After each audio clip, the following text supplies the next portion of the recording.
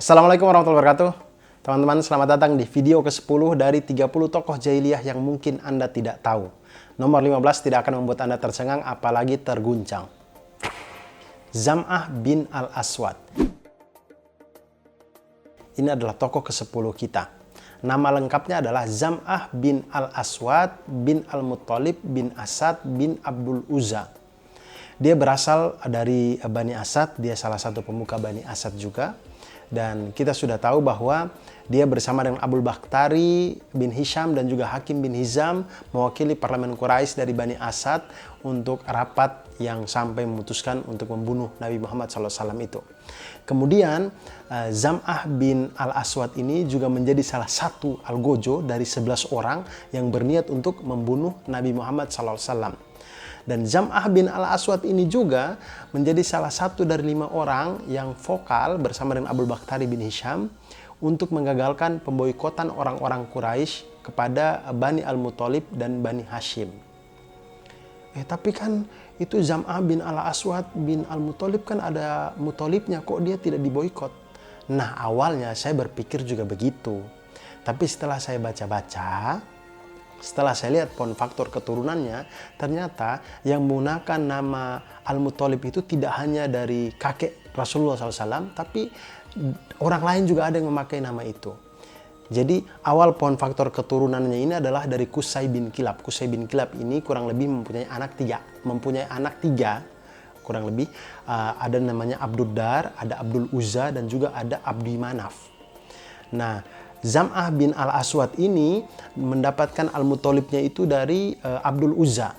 Kemudian Abdul Muttalib yang kakek Rasulullah SAW itu mendapatkan Muttalibnya itu dari Rasulullah SAW itu mendapatkan Muttalibnya itu dari Abdi Manaf.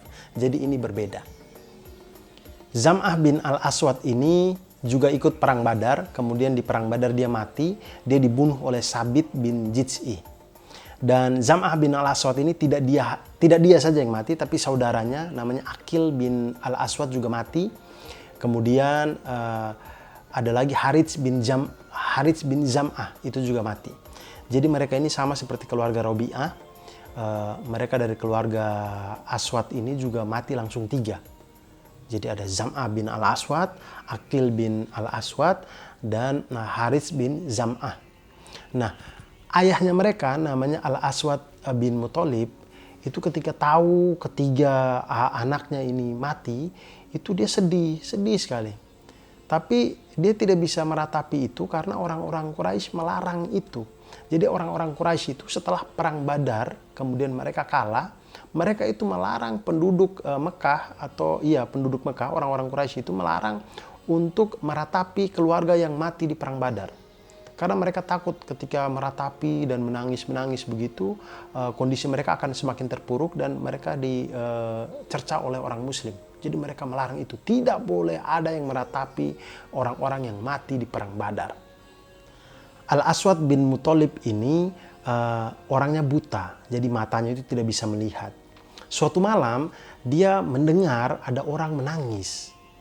Dia penasaran kan, dia suruh pembantunya untuk keluar melihat itu. Pembantu, kau coba keluar ke sana melihat itu orang yang menangis itu kenapa? Apakah sekarang ini orang-orang sudah memperbolehkan untuk menangisi dan meratapi orang-orang yang meninggal di perang Badar? Gitu.